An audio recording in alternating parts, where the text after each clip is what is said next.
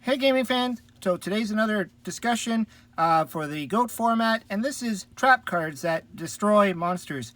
I did a video before talking about counter traps, and I showed off a bunch of different counter traps that people could use in their decks.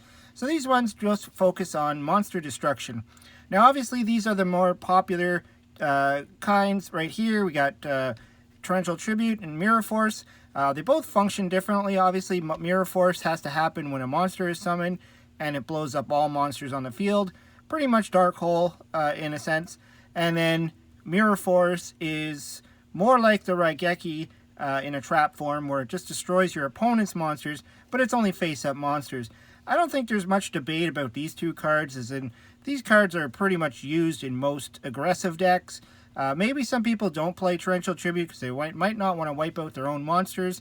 But Mirror Force, I mean, at most you're going to get, or should I say at least you're going to get, a 1-for-1. You could actually go plus on a Mirror Force. Of course, the only downside is you do have to wait for your opponent to attack, whereas with Torrential Tribute, once they summon a monster, you can trigger it and blow up the field.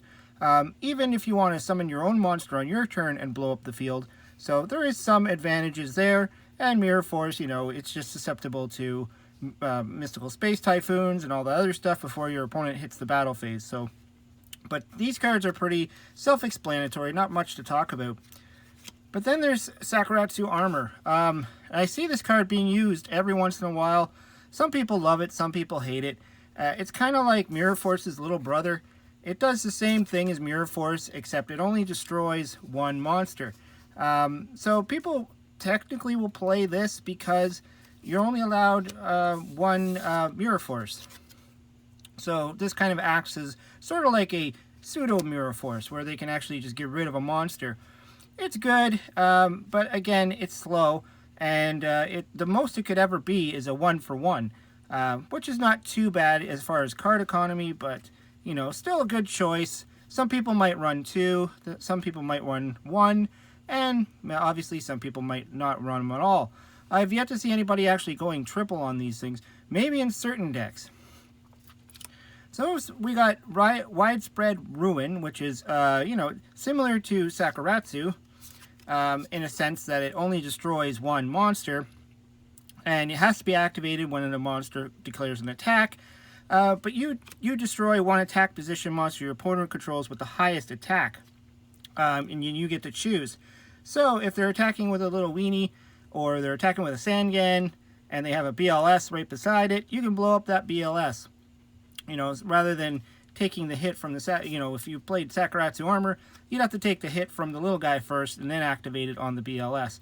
Also, if your opponent didn't intend to attack with the BLS, and they were just going to attack with the little guy, and depending on if BLS was not in defense mode, Widespread Ruin is a pretty good option. Again, it's kind of situational though, and in scenarios where your opponent might only have one monster, it's not really going to make any difference between playing this and playing Sakuratsu Armor. So I think it really just comes down to choice, and they're pretty much the same. Then we got everybody's favorite, Ring of Destruction. This card's just brutal. It wins games for you. I mean, there's a reason why this card got errated. And when you're playing in GOAT format, you get to play with the original print of the card, which makes this card extra deadly, and probably a main on any pretty much deck you play, bearing some kind of strange combo decks or something like that. You always should make room for a Ring of Destruction. Now the errata version, which is legal in modern Yu-Gi-Oh, it slowed the card down a lot. I think you can only activate it on your turn, or something like that, and you cannot kill your opponent with it. Like if they don't have enough life points, you can't activate it. They really watered the thing down. So definitely a must in any GOAT deck, especially if you're playing like Chaos or any kind of aggressive deck. You're going to want Ring of Destruction. That's no contest there. And then we have the classic Trap Hole. Now this is a card that I remember using when I first started playing this game. Back when Legend of Blue Eyes was like the only set out on the market, this was your only pretty much card to actually activate and destroy a monster. This was very, very common card. A lot of people did play Trap Hole. But let's think about it in GOAT format. I mean, you activate this when your opponent normal summons or flip summons a monster with 1,000 or more attack, and then you destroy that monster. So if they flip summon a Magician of Faith, it's not going to do anything. You can't activate it. But if they summon, say, Breaker, you can activate Trap Hole in response to their, they have priority to remove their counter, but then you can chain Trap Hole and blow it up. That's probably the extent of what you're going to do with this. You're just going to blow up whatever monster they normal summon. As far as, playing against Chaos, you're out of luck. You cannot activate this in response to, say, Chaos Sorcerer or Black Luster Soldier, because it's not going to do anything. So a lot of people just opt to not run this card. It doesn't seem like it's bad. It's just, perhaps to a lot of people, too slow. And of course you got Bottomless Trap Hole, which is kind of like the bigger brother to Trap Hole. And this one will take care of your Chaos Sorcerer and your, BLS and whatever. When your opponent normal summons, flip summons, or special summons a monster with an attack of 1,500 or more, destroy and remove from play that monster. Now, it could be a problem as well, because there are a lot of good monsters that are 14 and below. But most of the time you would probably attack over those ones anyways, outside of things like Relinquished or, things that are powerful like Exiled Force. But you wouldn't even activate these against an Exiled Force anyways, because they would probably just activate the effect once they summon it anyways. So these cards usually are just found to be too slow. Playing against like decks that can pull out big monsters, I think a lot of people like to side deck this so they can activate it against like Reasoning Gate decks, but again, it's personal preference.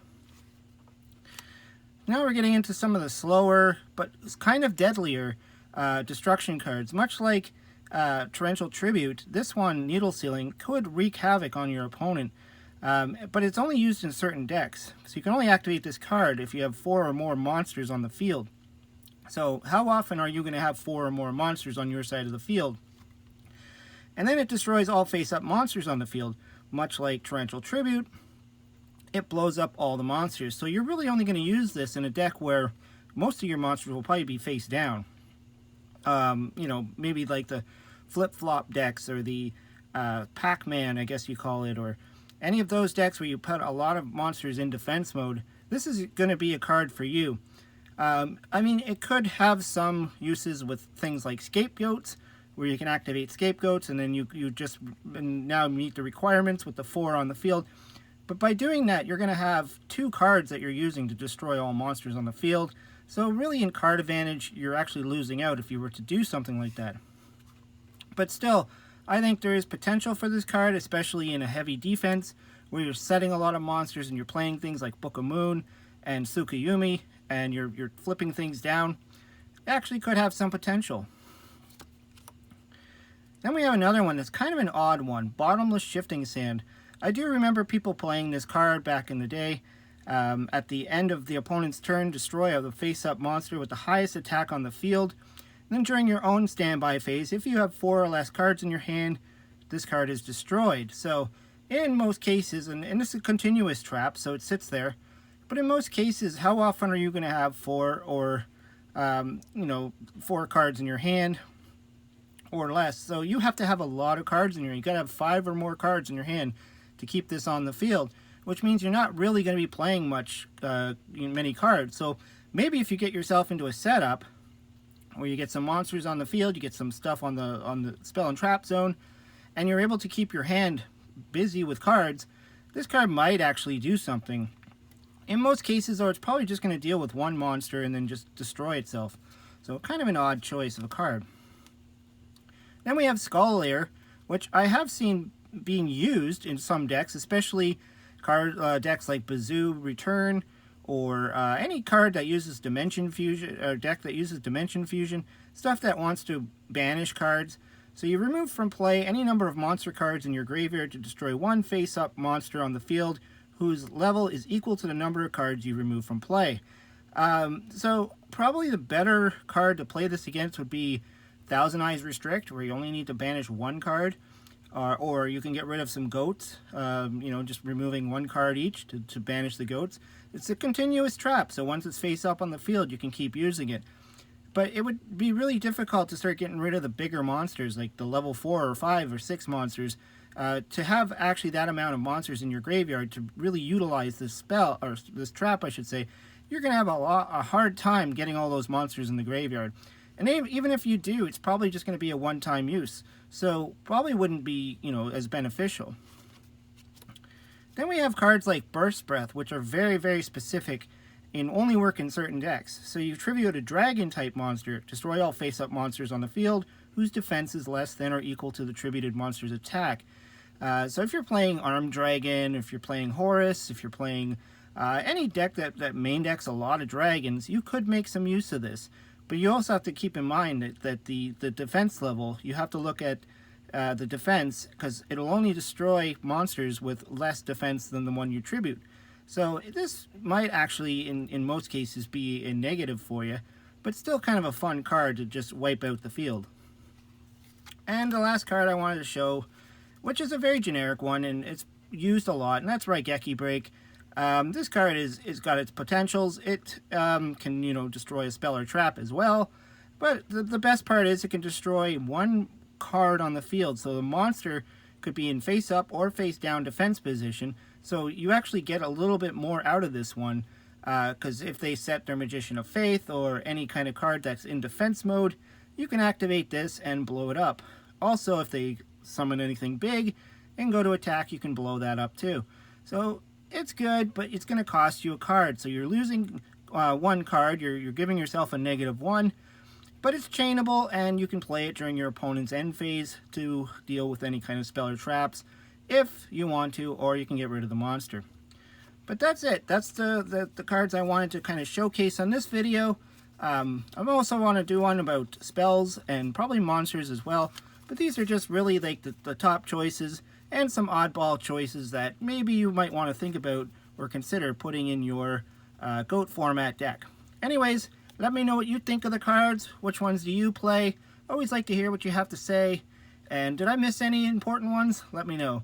Hope you liked the video. Hope you subscribe. Talk to you later.